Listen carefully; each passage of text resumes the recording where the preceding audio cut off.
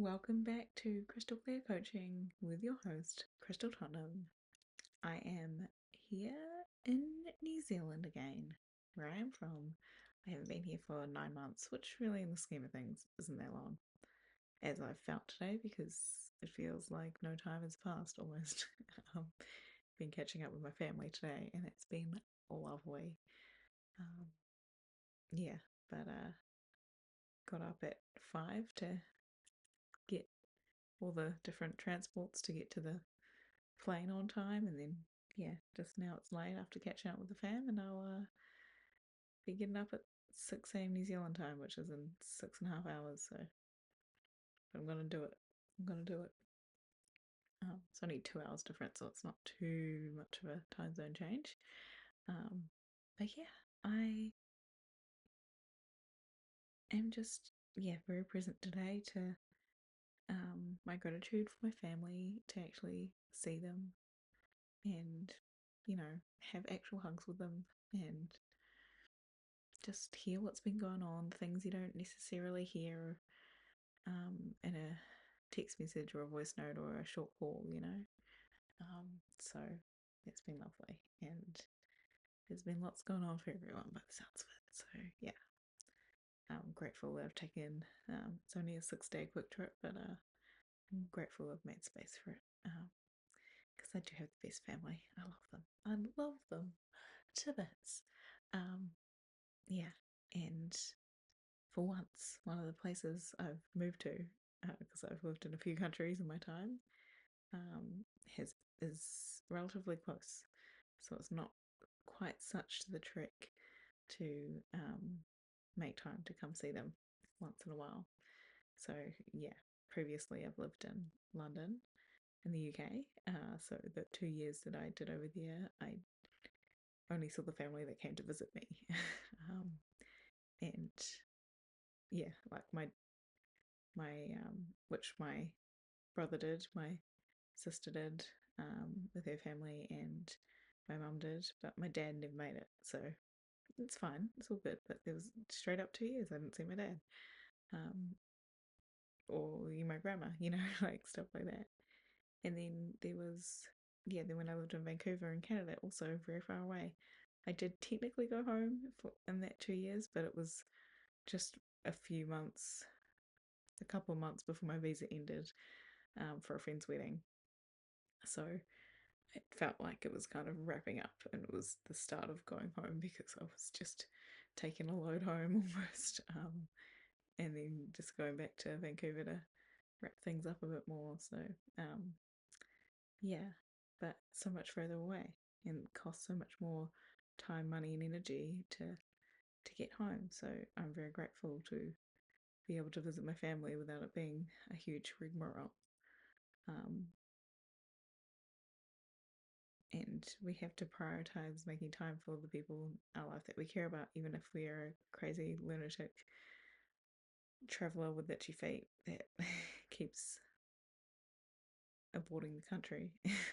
So, um, yeah, it's very easy to put things off for another day and another day. But like as I have shared on here, my um, darling grandmother, Grimmin, I call her, she passed away since I've been gone. So um, yeah, it's funny, but because it's been a bit of time since the memorial and since that all happened, um, and all my family have chatted. We like it only took me kind of saying, "Oh yeah, how was the memorial?" Even though I was on video call there. My family was like, "Oh yeah, that's right, you went there," and it's like, see, I viscerally remember not being there. Whereas, they just knew I was part of it on video call, and so it kind of felt like I was. Same happened for my sister's wedding. Many moons ago, I was actually living in the UK, but visiting Scotland at the time. And I just videoed in during their reception, so she always felt like I was there anyway. So yeah, it's funny. But yeah, definitely as you get older, you start to realize there's people in your life that if you're lucky enough to have people that are solid in your life, You got to make sure you make time for them. And I know that might be rich coming from me, who likes to leave the country frequently, but I don't take it for granted, not one bit. Um, and I really hope there's no one that's listening to this and that doesn't feel like they have that. Um, but if you do, like, please don't make it mean anything. Like, you get to choose your family, and it's up to you to, um, find people um, that resonate with you, and like, we don't need to be blood for it for us to be family, and I know it's not that simple, and there's a divine alchemy to finding people you can trust, like, at that deep level of, like, a healthy family.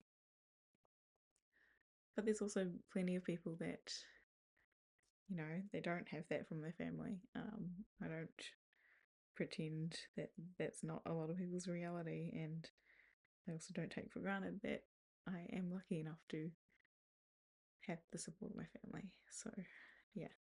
Um, but just know where there is a will, there's a way. So, yeah. I mean, first and foremost, make sure you've got you, because you're the best person in your life. And if you're not showing up for you, um, who else is gonna do it? Yes, you might have semblance of someone that might really, if you're lucky to have someone that knows, likes, and trusts you and deeply wants to look after you and be in a relationship with you, or of some form, whether it's platonic, romantic, family, familial, um, that uh, they still can't do all the things that you could do for yourself that would make your life rich, and they can't.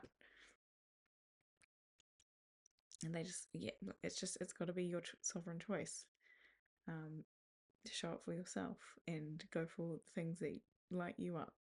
They can't feel your feelings of what feels good and what doesn't. So, yeah, just start putting you first if you notice that maybe you're not. Again, with curiosity, don't make it mean too much, so that doesn't feel heavy. Just be curious so that you get to just explore and find a way to then show up for yourself in the way that you, the best person in your life, deserve.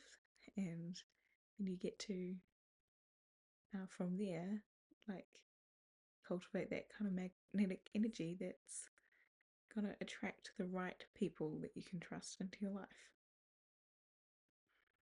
Okay, but I'm going to leave it there for tonight. Hope you've had a good one, and I'll see you tomorrow.